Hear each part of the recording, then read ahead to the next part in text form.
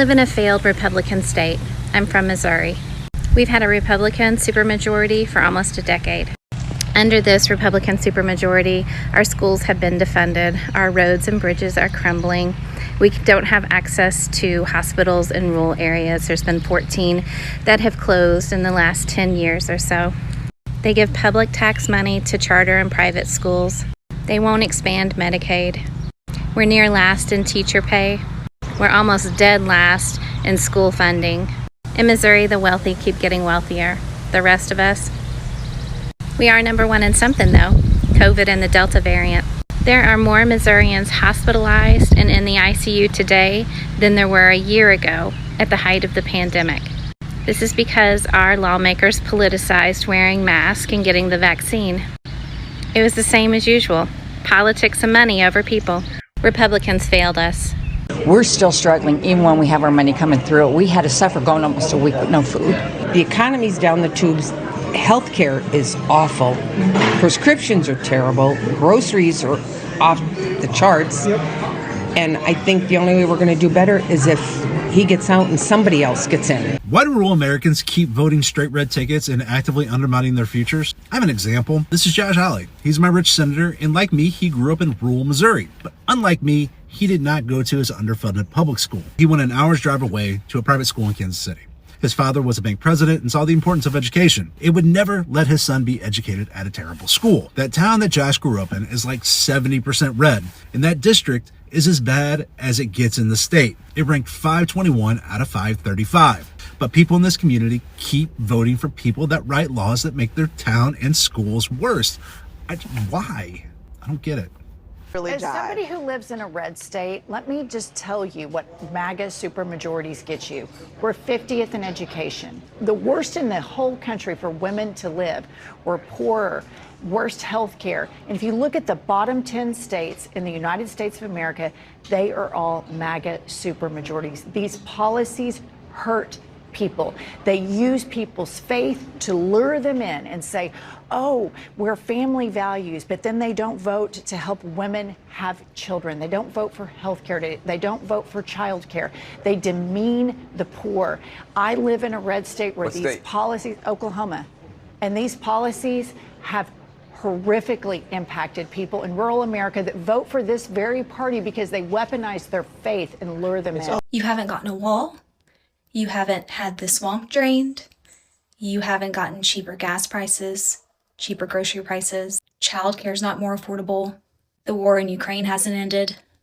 You were promised no new wars, but we're in one.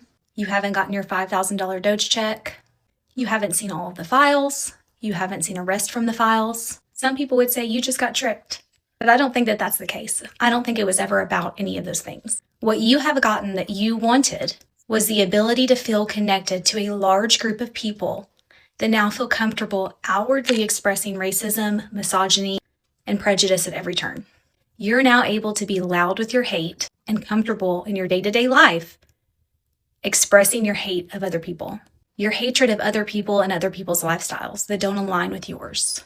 And to the people of color that support this, you think you're different. You think you're a hardworking Christian American and you're not the stereotypical person of color, and you want to separate yourself from those people because you're different. You think you're better than they are. You've worked hard. You aren't living off the government. You're married to your children's mother. But we had a Black family in the White House that was educated, had been working every single day of their adult lives, that were Christian, raising their children to be good humans, and white people still didn't accept them. These people that you're trying to be in a club with laughed at a video of them depicted as monkeys. It was never about the economy. It was never about family values. It was always about a majority of white Americans that felt like their lifestyles were being threatened by diversity. We are not safer in our country right now. We are not wealthier. We are not healthier. Our children are not thriving. This was always about being loud and proud about the people that you would not allow to sit at your table. And now you have that comfort of knowing that 51% of Americans voted and support the same hatred that you do.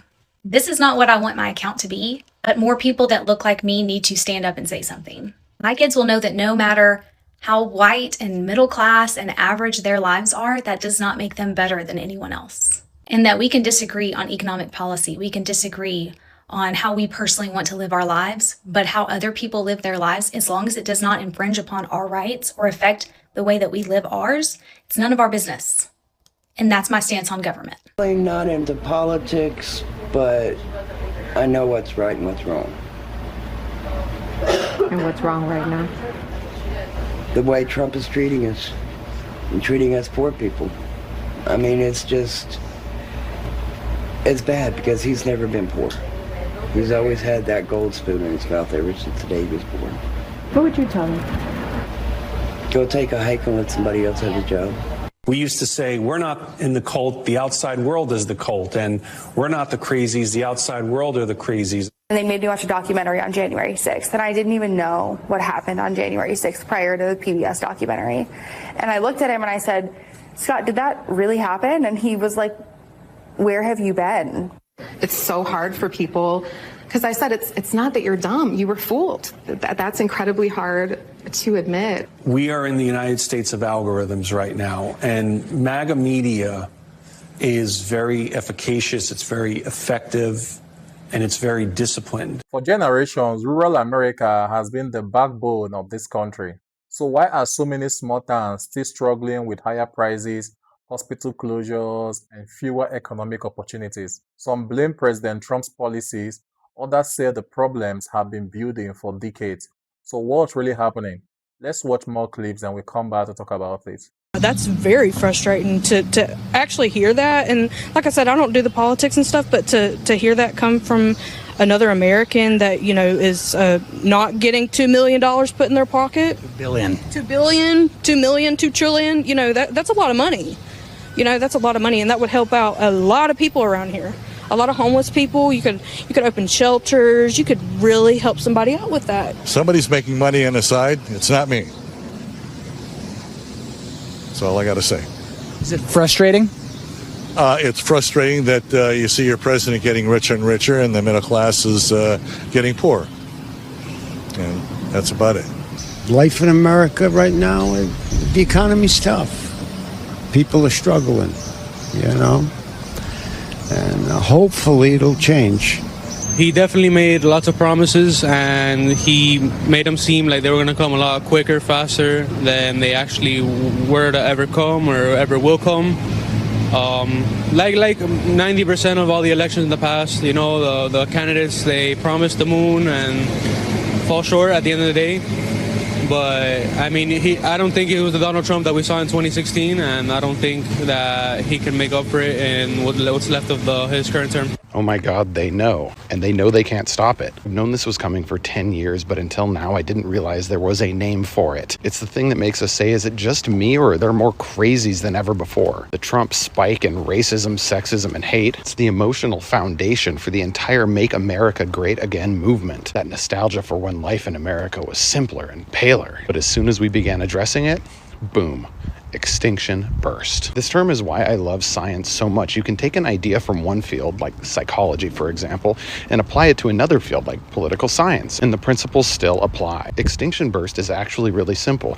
It's when you have a behavior and a reward, and you withdraw the reward in order to change the behavior. When you do that, usually to change an undesirable behavior, the behavior itself increases in frequency and intensity for a short period of time, till ultimately the subject changes the behavior, and then that behavior goes extinct. This is like you're at the store and you're swiping your credit card and it doesn't work, and so then you swipe your credit card like 15 more times until you're so angry you're freaking out and you're about to scream an F-bomb in the middle of Toys R Us, and then you say, I'll just pay with cash. The swiping is the behavior and the payment is the reward. So when the swiping doesn't work and you don't get the reward you need, you get madder and madder and you try it more and more until you change the behavior, which then results in the extinction of the original behavior. Now, extinction burst at the national level is much slower, but in this case, we actually know very clearly what triggered it. It was Obama's election in 2008. Sarah Palin, the Tea Party movement, the birther movement, and ultimately MAGA, it is a 10-year tsunami of rage in the face of inevitable extinction. This is why Republicans are still so angry. They know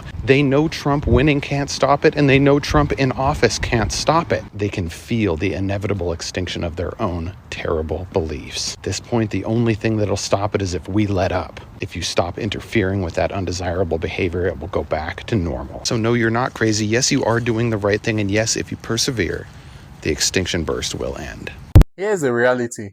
Many rural communities have been facing economic challenges for decades, long before the current administration. Hospital closures, population decline, fewer jobs opportunities, and limited access to healthcare have affected thousands of small towns across America.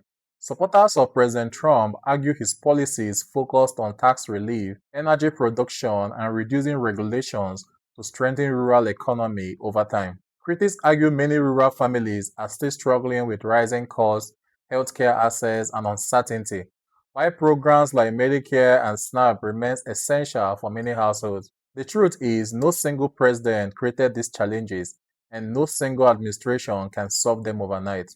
Global markets, automation, state policies, inflation, and decades of economic change all play a role. At the end of the day, rural Americans don't care much about political talking points. They want affordable healthcare, stable jobs, thriving local businesses, and the opportunity to raise their families without falling behind. So what do you think? Are rural communities finally getting the attention they deserve, or are they still being left behind by Washington? Share your thoughts in the comments respectfully, and before you go, do well to like and subscribe to my channel. I'll see you in the next.